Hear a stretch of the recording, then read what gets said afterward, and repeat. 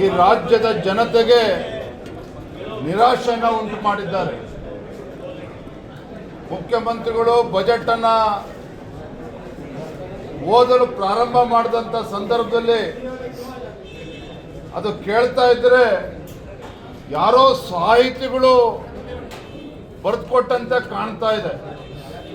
ಸಾಹಿತಿಗಳು ಯಾರೋ ಇವತ್ತು ಬಜೆಟ್ ಪುಸ್ತಕವನ್ನು ಬರೆದುಕೊಟ್ಟಂತೆ ಕಾಣ್ತಾ ಇದೆ. ಕೇಳೋದಕ್ಕೆ ತುಂಬಾ ಚೆನ್ನಾಗಿತ್ತು, ಓದೋಕ್ಕೂ ಕೂಡ ತುಂಬಾ ಚೆನ್ನಾಗಿತ್ತು ಮುಖ್ಯಮಂತ್ರಿಗಳಿಗೆ ಬಹುಶಃ. ಆದರೆ ರಾಜ್ಯದ ಜನತೆಗೆ ಇದು ಯಾವುದೇ ಪ್ರಯೋಜನ ಆಗಿಲ್ಲ ಅನ್ನೋದು ಸತ್ಯ. 17ನೇ ಬಜೆಟ್ ಈ ನಾಡಿನ ಜನತೆಗೆ ದೊಡ್ಡ ಚೊಂಬನ್ನ ಮುಖ್ಯಮಂತ್ರಿಗಳು ನೀಡಿದ್ದಾರೆ ಅನ್ನೋದು ಸ್ಪಷ್ಟ. ಕಳೆದ 3 ಬಜೆಟ್ ಅನ್ನು ತಾವು ನೋಡ್ತಾ ಇದ್ರೆ ಹಿಂದಿನ ಬಜೆಟ್ನಲ್ಲೇ 1,16,000 ಕೋಟಿ ರೂಪಾಯಿಗಳನ್ನ ಸಾಲ ಮಾಡಿದ್ರು. ಈ ಬಾರಿ 2025-26ನೇ ಸಾಲಿಗೆ 1,32,000 ಕೋಟಿ ರೂಪಾಯಿಗಳ ಸಾಲವನ್ನು ಮಾಡಿದ್ದಾರೆ. ಒಟ್ಟಾರೆಯಾಗಿ ಕಳೆದ 3 ವರ್ಷದ ಬಜೆಟ್ ಸಿದ್ದರಾಮಯ್ಯನವರ ಸಾಧನೆ ಏನಪ್ಪ ಅಂತ ಹೇಳಿದ್ರೆ 4,39,000 ಕೋಟಿ ರೂಪಾಯಿಗಳ ಸಾಲವನ್ನು ಮಾಡಿರ್ತಕ್ಕಂಥದ್ದೇ ಸಿದ್ದರಾಮಯ್ಯನವರು ಮಾಡಿರುವ ದಾಖಲೆ ಅನ್ನೋದನ್ನು ನಾನು ಈ ಸಂದರ್ಭದಲ್ಲಿ ಹೇಳೋದಕ್ಕೆ ಇಷ್ಟಪಡ್ತೇನೆ. ಒಬ್ಬ ಅನುಭವಿ ಮುಖ್ಯಮಂತ್ರಿಗಳು ಇದ್ರೂ ಸಹ 17ನೇ ಬಜೆಟ್ ಅನ್ನು ಮಂಡನೆ ಮಾಡತಕ್ಕಂಥ ಒಂದು ಸುವರ್ಣಾವಕಾಶ ಇವತ್ತು ಮುಖ್ಯಮಂತ್ರಿಗಳೇನು ಸಿಕ್ಕಿತ್ತು. ನೀರಿನಲ್ಲಿ ಹೋಮ ಮಾಡುವಂಥ ಕೆಲಸವನ್ನ ಸಿದ್ದರಾಮಯ್ಯನವರು ಮುಖ್ಯಮಂತ್ರಿಗಳು ಮಾಡಿದ್ದಾರೆ. ಯಾವುದೇ ಒಂದು ದೂರದೃಷ್ಟಿತ್ವ ಇಲ್ಲದೆ ಇರತಕ್ಕಂಥ ಒಂದು ನೀರಸವಾಗಿರ್ತಕ್ಕಂಥ ಬಜೆಟ್. ನಾನು ಮಾನ್ಯ ಮುಖ್ಯಮಂತ್ರಿಗಳು ಬಜೆಟ್ ಅನ್ನ ಓದ್ತಾ ಇರುವಂಥ ಸಂದರ್ಭದಲ್ಲಿ ಹಾಗೆ ಆಡಳಿತ ಪಕ್ಷದ ಶಾಸಕರುಗಳನ್ನು ಗಮನಿಸ್ತಾ ಇದ್ದೆ. ಯಾವುದೇ ಶಾಸಕರಲ್ಲಿ ಈ ಬಜೆಟ್ ಬಗ್ಗೆ ಆಸಕ್ತಿ ಇಲ್ಲದೆ ಇರತಕ್ಕಂಥದ್ದು ಸ್ಪಷ್ಟವಾಗಿ ಕಾಣ್ತಾ ಇತ್ತು. ನಾನು ಹೆಸರನ್ನು ಉಲ್ಲೇಖ ಮಾಡೋದಕ್ಕೆ ಹೋಗೋದಿಲ್ಲ.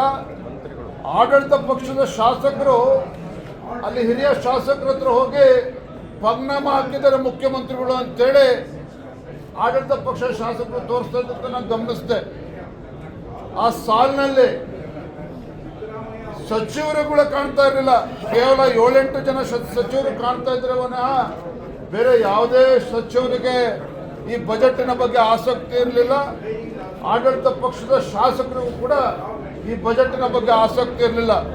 ನೋಡಿ, ಇವತ್ತು ಪ್ರಿಯಾರಿಟಿ ಸೆಕ್ಟರ್ ಅಂತ ಏನು ಕರೀತೇವೆ, ವಿಶೇಷವಾಗಿ ಶಿಕ್ಷಣ ಕ್ಷೇತ್ರಕ್ಕೆ ಕಳೆದ ಬಾರಿಗಿಂತಲೂ ಕೂಡ ಈ ಬಾರಿ ಕಡಿಮೆ ಮಾಡಿರುವಂಥದ್ದು. ಬಜೆಟ್ ಅಲೋಕೇಶನ್ ಏನು ಮಾಡಬೇಕಾಗಿತ್ತು, ಕಳೆದ ಬಜೆಟ್ನಲ್ಲಿ 12% ಕೊಟ್ಟಿದ್ರು ಎಜುಕೇಷನ್ಗೆ, ಈ ಬಾರಿ 10% ಇಳಿಸಿದ್ದಾರೆ. ಅಂದರೆ ಈ ರೀತಿ ಯಾವುದೇ ಒಂದು ಪ್ರಿಯಾರಿಟಿ ಸೆಕ್ಟರ್ಗೆ ಇವತ್ತು ಆದ್ಯತೆಯನ್ನು ನೀಡದೇ ಇರುವಂಥದ್ದು. ಕ್ಯಾಪಿಟಲ್ ಇನ್ವೆಸ್ಟ್ಮೆಂಟ್ ಅದಕ್ಕೂ ಕೂಡ ಇವತ್ತು ಆದ್ಯತೆ ನೀಡದೇ ಇರತಕ್ಕಂಥದ್ದು ಸ್ಪಷ್ಟವಾಗಿ ಗೊತ್ತಾಗ್ತಾ ಇದೆ. ಇವತ್ತು ಮುಖ್ಯಮಂತ್ರಿಗಳು ಇವತ್ತು ಶಬ್ದವನ್ನು ಮಾಡುವಂಥ ಪ್ರಯತ್ನ ಮಾಡಿದ್ದಾರೆ ವಿನಃ ಯಾವುದೇ ಒಂದು ನಮ್ಮ ರಾಜ್ಯದ ಒಂದು ಅಭಿವೃದ್ಧಿಯ ದೃಷ್ಟಿಯನ್ನು ಇಟ್ಕೊಂಡು ಈ ಬಜೆಟನ್ನು ಮಂಡನೆ ಮಾಡಿಲ್ಲ. ಈ ರೀತಿ ಒಂದು ಬಜೆಟನ್ನು ಮಂಡನೆ ಮಾಡ್ತಾರೆ ಅಂತೇಳಿ ನಾವು ಯಾರು ಕೂಡ ನಿರೀಕ್ಷೆ ಮಾಡಿರಲಿಲ್ಲ. ರೈತರ ಬಗ್ಗೆನೂ ಕೂಡ ಏನು ಕಾಳಜಿನ ತೋರಿಲ್ಲ ಮಾನ್ಯ ಮುಖ್ಯಮಂತ್ರಿಗಳು, ಹಣಕಾಸಿನ ಸಚಿವರು. ಯುವಕರಿಗೆ ಆದ್ಯತೆಯನ್ನು ನೀಡ್ತಾರೆ, ಉದ್ಯೋಗ ಅವಕಾಶಕ್ಕೆ ಒಂದು ಪೂರಕವಾಗಿರ್ತಕ್ಕಂಥ ಬಜೆಟನ್ನು ಕೊಡ್ತಾರೆ ಅಂತ ಅಂದ್ಕೊಂಡಿದ್ವಿ.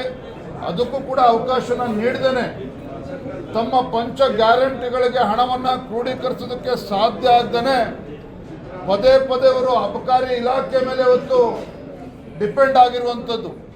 ಈ ಬಾರಿನೂ ಕೂಡ 45,000 ಕೋಟಿ ರೂಪಾಯಿಗಳ ನಿರೀಕ್ಷೆಯನ್ನ ಮಾನ್ಯ ಮುಖ್ಯಮಂತ್ರಿಗಳು ಅಬಕಾರಿ ಇಲಾಖೆಯಿಂದ ನಿರೀಕ್ಷೆ ಮಾಡ್ತಾ ಇದ್ದಾರೆ. ಹಾಗಂದ್ರೆ ಅರ್ಥ ಏನಪ್ಪ ಅಂತ ಹೇಳಿದ್ರೆ ಮುಖ್ಯಮಂತ್ರಿಗಳು ಈ ರಾಜ್ಯವನ್ನ ಕುಡುಕರ ರಾಜ್ಯವನ್ನಾಗಿ ಮಾಡೋದಕ್ಕೆ ಹೊರಟಿರ್ತಕ್ಕಂಥದ್ದು ಈಗಾಗಲೇ ನಿರೂಪಿಸಿದ್ದಾರೆ. ಈ ಬಜೆಟಲ್ಲೂ ಕೂಡ ಅದನ್ನ ಮತ್ತೊಮ್ಮೆ ತಿಳಿಸಿರುವಂಥದ್ದು. ಆರೋಗ್ಯ ಇಲಾಖೆ ಬಗ್ಗೆನೂ ಕೂಡ ಗಮನ ಕೊಟ್ಟಿಲ್ಲ. ನೀರಾವರಿ ಯೋಜನೆಗಳಿಗೆ ಇವತ್ತು ಗಮನವನ್ನು ಕೊಟ್ಟಿಲ್ಲ. ಇವತ್ತು ಉತ್ತರ ಕರ್ನಾಟಕದ ಅಭಿವೃದ್ಧಿಗೂ ಕೂಡ ಕಿಂಚಿತ್ತೂ ಕೂಡ ಕಾಳಜಿಯನ್ನು ತೋರಿಸಿಲ್ಲ. ಅಷ್ಟೇ ಅಲ್ಲ, ಮಾನ್ಯ ಮುಖ್ಯಮಂತ್ರಿಗಳ ಜನ್ಮ ಕೊಟ್ಟಿರ್ತಕ್ಕಂಥ ಮೈಸೂರು ಜಿಲ್ಲೆಗೂ ಕೂಡ ಯಾವುದೇ ಒಂದು ಕೊಡುಗೆಯನ್ನು ಕೊಟ್ಟಿಲ್ಲ. ಕರಾವಳಿ ಭಾಗವನ್ನು ಸಂಪೂರ್ಣ ನಿರ್ಲಕ್ಷಿಸಿದ್ದಾರೆ.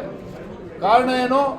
ಇವತ್ತು ಕರಾವಳಿ ಭಾಗ ಅಂತ ಹೇಳಿದ್ರೆ ಭಾರತೀಯ ಜನತಾ ಪಾರ್ಟಿಗೆ ಒಂದು ದೊಡ್ಡ ಶಕ್ತಿಯನ್ನು ಕೊಟ್ಟಿದೆ ಅನ್ನುವ ಒಂದೇ ಒಂದು ಕಾರಣಕ್ಕೆ ಕರಾವಳಿ ಭಾಗವನ್ನು ಉಲ್ಲೇಖವನ್ನು ಕೂಡ ಅವರು ಮಾಡಿಲ್ಲ.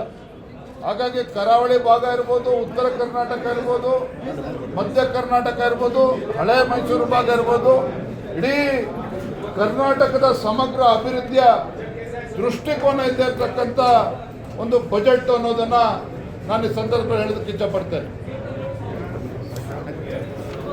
ಹೆಚ್ಚಿನ ವಿಡಿಯೋಗಳಿಗೆ ಪ್ರತಿಧ್ವನಿ ಯೂಟ್ಯೂಬ್ ಚಾನೆಲ್ ಸಬ್ಸ್ಕ್ರೈಬ್ ಮಾಡಿ, ಬೆಲ್ ಐಕಾನ್ ಕ್ಲಿಕ್ ಮಾಡಿ.